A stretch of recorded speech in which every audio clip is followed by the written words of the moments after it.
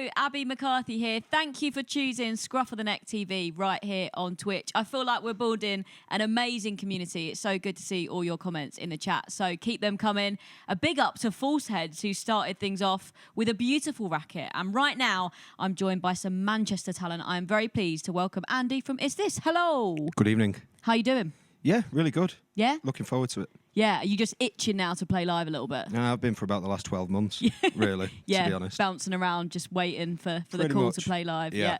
And looking good. Great suit. Yeah, this was a lockdown purchase. Oh, yeah. There's not really much else to spend your money on, is there? So you That's might as well true. buy So a suit. flex. Yeah, and buy something nice. I hear that. So I'm quite intrigued by the band name. Where did that come from? We get asked this quite a lot, and it's never actually probably as exciting as you think it is.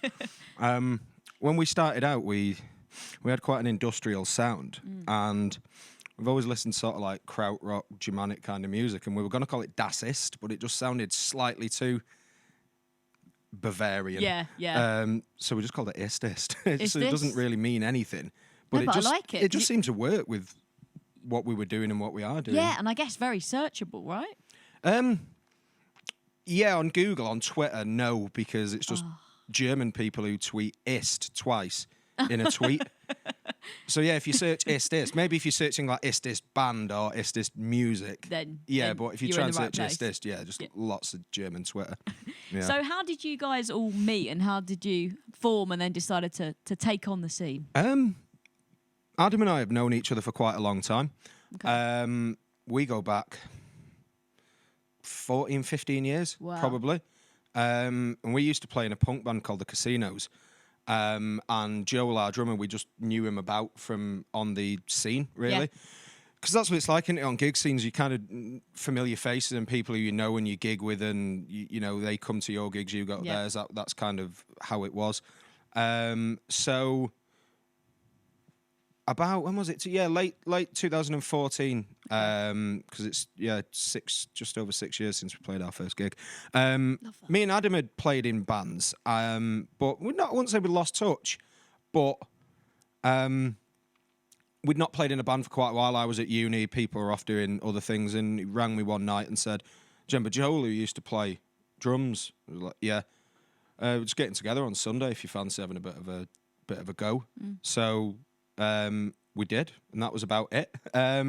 Matt joined later in 2018. Okay. When we wanted to sort of flesh out the sound, and Matt worked with Joel, and that was, again, it just sort of happened. But yeah, it wasn't like, right, we're going to set up a band, we're gonna plan for world domination. It was let's get together on a Sunday, just play in a room together and see what happens, and it just went from there, really. Yeah, so having been in bands before, what really works about Ist Ist? Like, was it just like that instant chemistry?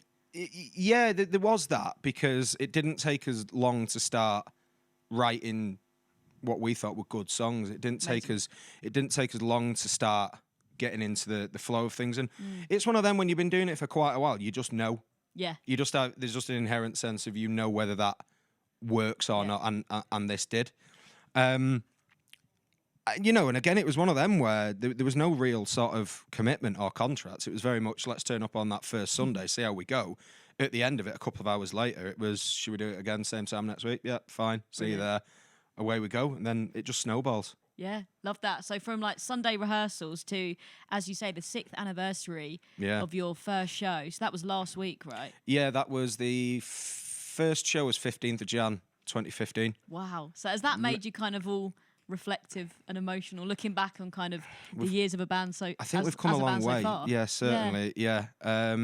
We are reflective in that sort of sense, but we kind of like to push forward quite a lot as well, really. So you look back at it with you know, nice memories of it, but also it's not, oh, I'd love to go back to doing that, because what we're doing now is much better, I think, and much more enjoyable, and we're doing a lot better than we were.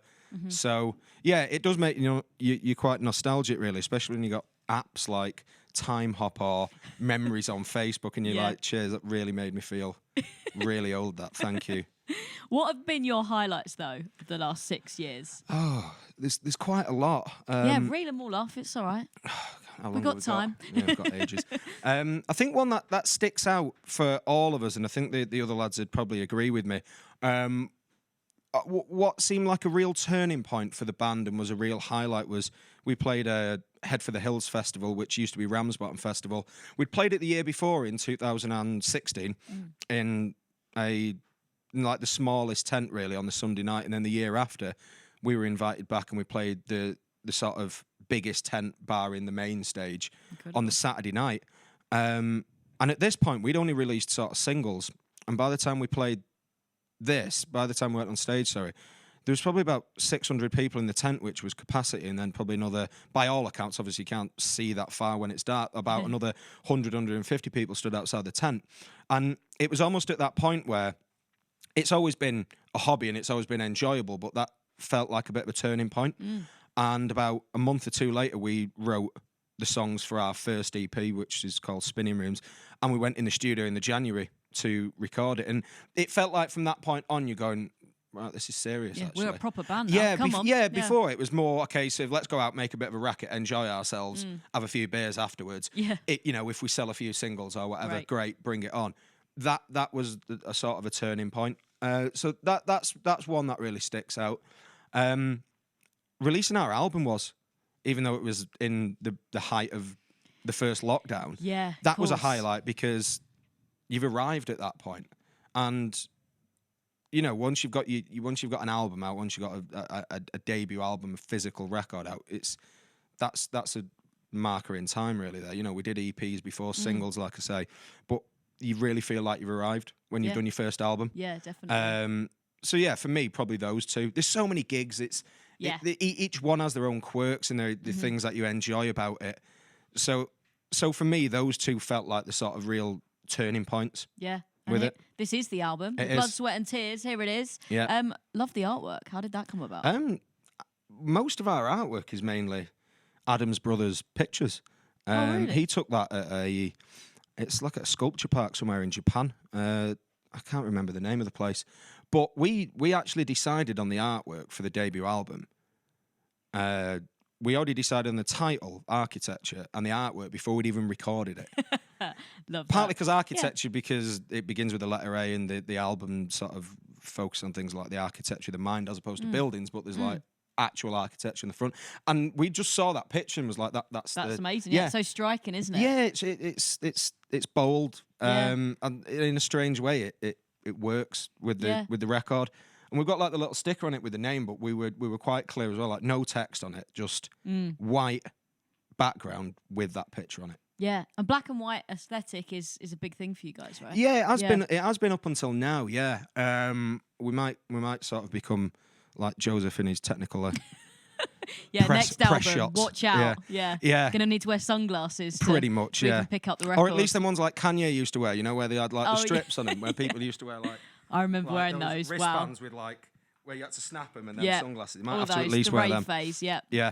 It was in terms of its sound and things like that. It was quite a monochrome album. That is just what it sounds like. So that works. But you don't want to completely nail your black and white colours to the masters such and go, right, we go down that black and white route and that's everything. Yeah. But when we did the music videos for the album, they're all in black and white. And it might seem a bit predictable to people, but that's just what worked for us. That was just our aesthetic, or currently is our aesthetic, really. I mean, the album did really well. Don't be modest. I mean, there was some chart success in there as well. Yeah, which was never really on our radar, and people might think, is that a lack of ambition or anything like that? I don't think so, because this was an album we released on our own label. We funded it, we backed it ourselves. Number 3 in the vinyl chart, number 3 in the indie charts, 4 in the vinyl chart, 5 in the physical chart. Look at that. Number 1 in the cassette chart as well. Come actually. On. Yes. How many copies was it? Number 1 band, everyone. Come on. 50 copies was it? 50 copies, numero uno in the cassette chart. So yeah, it is. That was it was strange because we'd never set out as a band to sort of break into charts or anything. But that's something we'd look at now, with subsequent releases. Yeah, we'd like to chart again and things like that. But at the time, that was just wow. Never forget that, really, because you get the chart news through at sort of midday, 1 in the afternoon, but they don't release it until 1 o'clock. Yeah.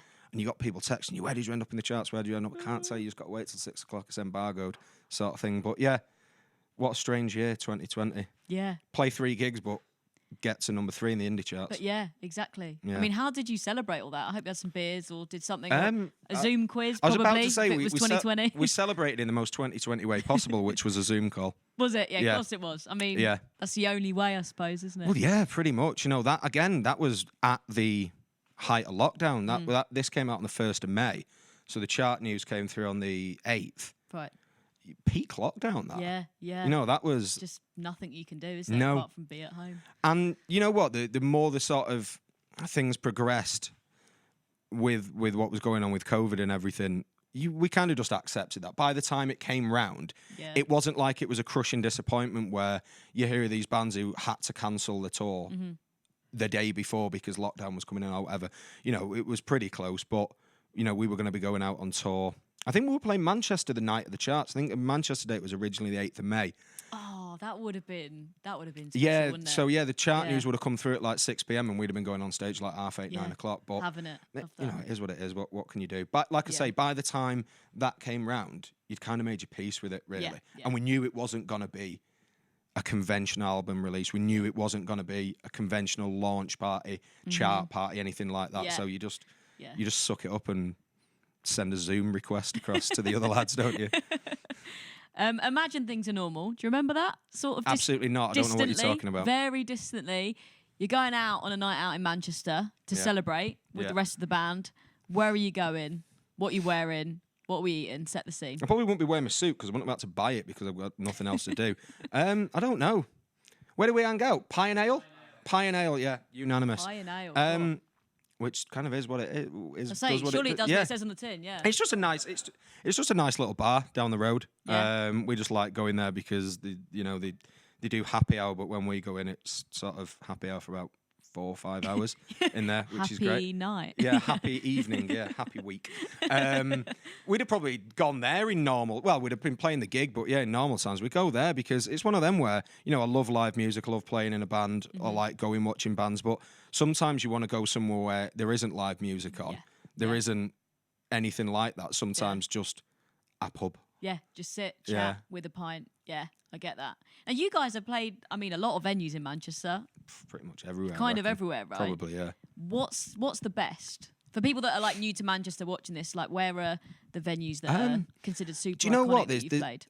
There's sort of different levels to it where if you want a real hot and sweaty one, somewhere like, I don't know, Night and Day or Gulliver's, somewhere like that, where there's sort of 150 cap, something like that is great. Lovely. The sort of middle venues where you've got like Deaf in Suit and Gorilla. I personally love Gorilla.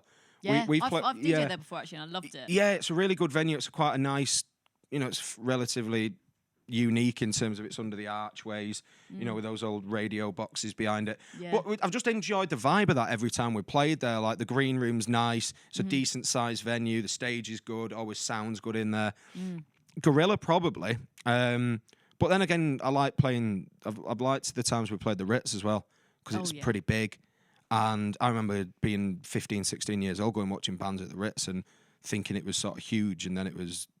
Then it's your band. Yeah, strange. It's amazing, isn't it? Yeah. So what can we expect from tonight's performance, apart from just being so happy to be back? Lots of smiles. We're probably just going to stand on stage and just smile, I think. Beam. Yeah, I think there's a couple of cameras up on the beams. I think we'll just take it in turns to go and stand in front of the front camera and just big smile. creepy smiles into that for camera, 45 please. minutes, yeah. We're playing quite a few songs from Architecture. I think we've got an 11-song set. We've got 7 from that, and we've got 4 new songs that we're going to play as well that haven't been played live before either. We love an exclusive. Thank you for that. It's very much an exclusive. But we've been writing a lot of new music. We've actually recorded another album, to be honest. Wow, that's good. That's productive. Most of us have just been being lazy, trying to make it on TikTok and eating too many snacks. And you've written an album. You know what? I'd say eating snacks and sitting on TikTok would be preferable. It was really enjoyable actually because it was nice to. It was a nice break from sort of reality and normality to go and do that. But yeah, so you know, we've been chomping at the bit to play them, and you can't because there's nowhere to play. So we just said we're just going to play through some off the album, bulk of the album, and chuck in a few new ones as well. But it's just exciting to play live, really, to be honest. Exactly. And that's what it's all about, isn't it? Like road testing new tunes where you can when you can play live. Yeah, you know, we're confident and we like them, which is a good job seeing as they've been mixed and mastered. You know, it's a bit late you're now. At that stage, are you? Yeah, we're done. What's the process though? Like when you're making songs, is it like all of you have to kind of be like, it's ready. And how do you know it's ready? I always wonder that. In normal times, it would have been the four of us in a room, and we'd kind of just write as we go. People would bring in ideas, like Joel might bring a drum beat in, Adam might bring some vocal melodies or like a chord progression, Matt might bring some, you know, we do that, but we sort of thrash it out in the room. Whereas at the start of writing this second album, it was a lot until we could start meeting up again and rehearsing. A lot of it was bouncing ideas back and forward online. It was literally that, like someone would send across some idea, I might record my bass over the top of it, send it off to Matt who put some keyboards on it, and then we'd listen back. It's a totally new way of working, so that it? broke a lot of new ground. But then the thing is, by the time we could get back into our rehearsal room, it was strange that these songs that you'd heard, you know, bouncing around the internet, we knew how to play them instantly. Obviously, because we wrote them, but they came together really quickly. Love that. And out of 10 songs, I think we wrote 6 or 7 that way, and then just got back to the sort of the old school, knocking songs out in the room. Thrash it out. And how do you know when a song's done? Again, it's one of them, like, when you start a band, you just know. There's just a feeling, isn't it? Yeah, I think there's something to be said about when you might demo it, sit on it for a week or two, listen to it. Don't listen to it too much because you're either going to hate it or you're going to think it's the best song you've ever written. Yeah. If you listen to it too much, but, you know, dip in and out of it, listen while you're in the car, listen while you're sort of working from home, whatever, listen, you know, stick it on while you're in the shower, anything, just to familiarise yourself. And at that point, you get a good reference for whether that's working or not. And then you kind of know. Yeah. You know, you just kind of know. Yeah. And that happened relatively quickly with that, really. Oh, amazing. Okay, I've got some questions from the chat. Les Pierce says, how far away is the next LP? He's heard that you've written it and they want it. Piece of string, isn't it, really?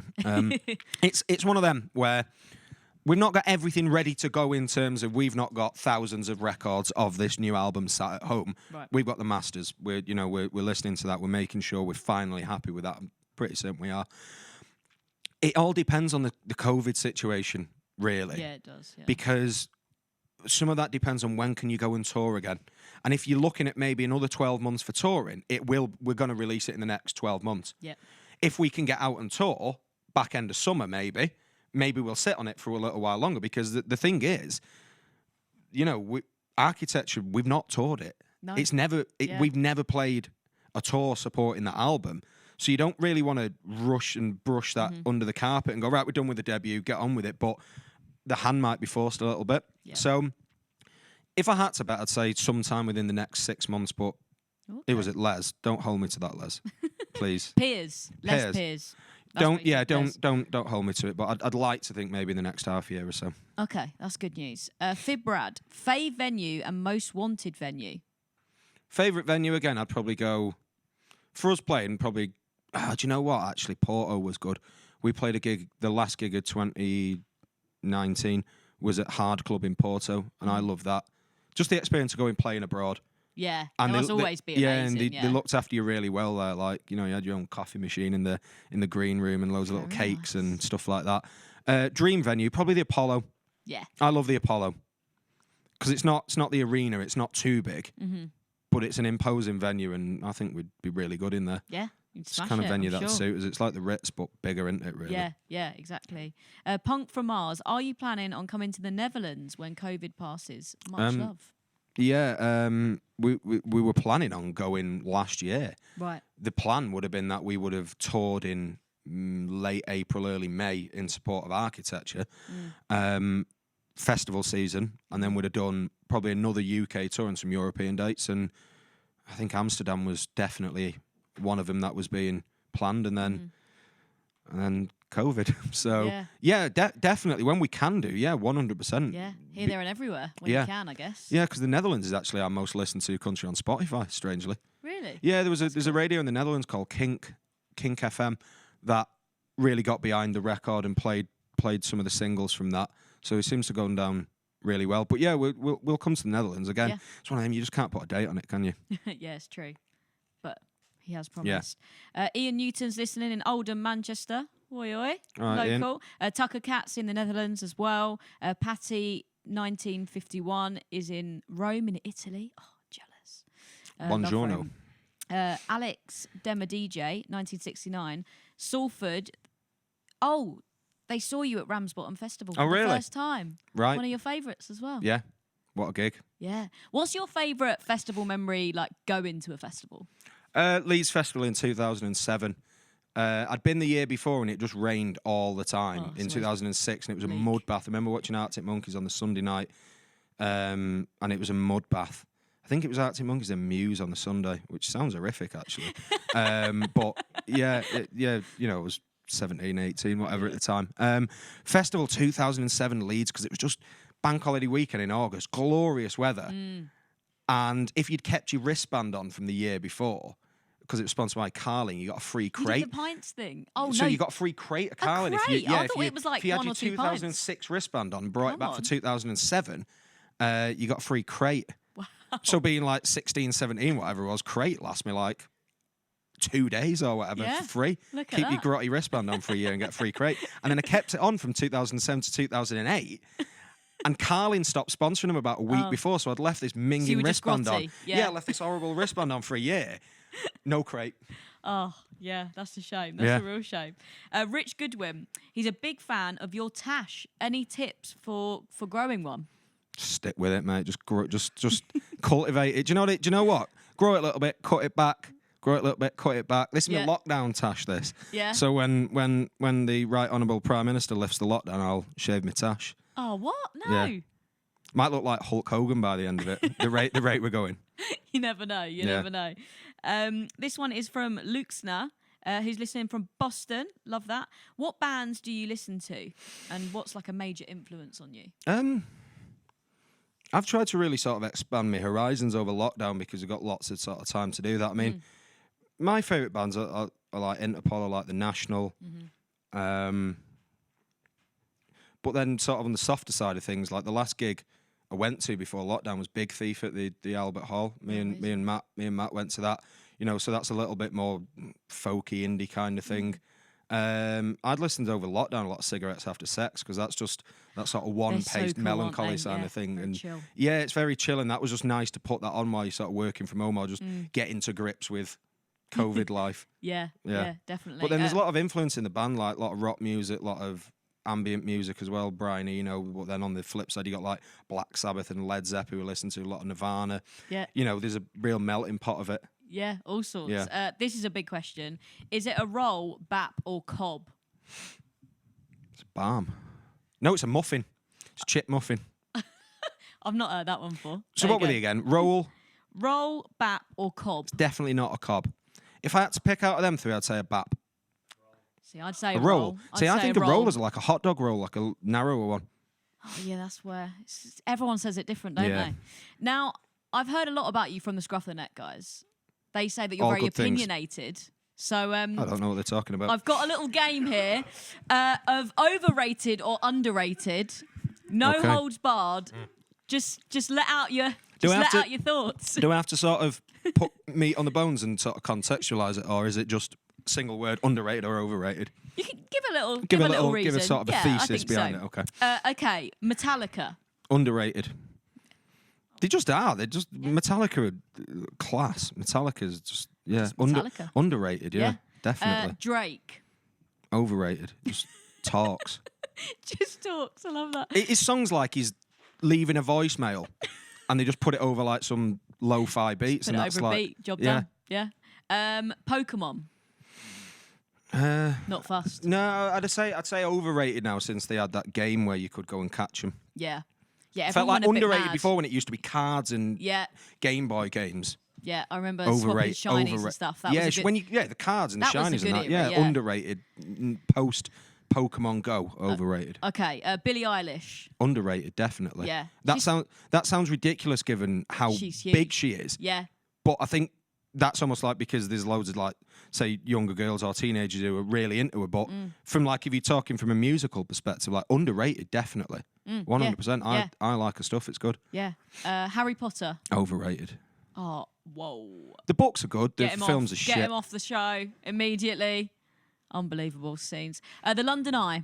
Overrated. Yeah, thank you. Totally. Queued for about 2 hours for it. Paid about Yeah. 45 quid. So expensive. And you don't even get the little capsule to yourself. It's just really slow, yeah, and there's loads of other people there, and you're like, I don't... What? Shite. Rubbish. Lewis Capaldi. Overrated. Guinness. Underrated. Yeah, you big Guinness fan? Yeah, it depends though on the situation. Like a bad Guinness is bad, Yeah. but a good Guinness is life, isn't it? Really. Yeah. There's this Instagram I follow called Shit London Guinness, and it's basically just awfully poured Guinnesses. I can imagine it all like bubbles and stuff in it. Yeah, and it's horrible. served in weird glasses and Have stuff. you ever got a pint from the storehouse in Dublin where it's actually brewed? Yes, In that yeah. Sky Bar, best Yeah. pint ever of Yeah. anything. It was so nice. Yeah, brilliant. Loved it. Pork scratchings. Underrated. Really? Yeah. Oh. I think people don't give him enough respect. Yeah, maybe a good pub snack. Last one, The Office, the show. Which one, US or the UK? Let's say UK. Borderline underrated. okay. US one overrated. Oh, I love They the took- US well, one. I got really into They it. took Oh, a no. concept that was... When I first watched The Office, I thought it was real because I didn't know who Ricky Gervais was. Yeah, I yeah. thought it was like a fly-on-the-wall documentary. The US one, they just made it slapstick. Yeah. Like they do Yeah. with things. I get that. Well, that was a good game. Thank you for being on. You go and get ready. Come on, you Thank do your you. thing. Right. Ist Ist are going to be taken to the stage very soon. We're excited. Songs from their album Architecture, as well as some new stuff, some exclusives for you right here on Scruff of the Neck TV. We'll be back with you after this short ad break. I'll see you then.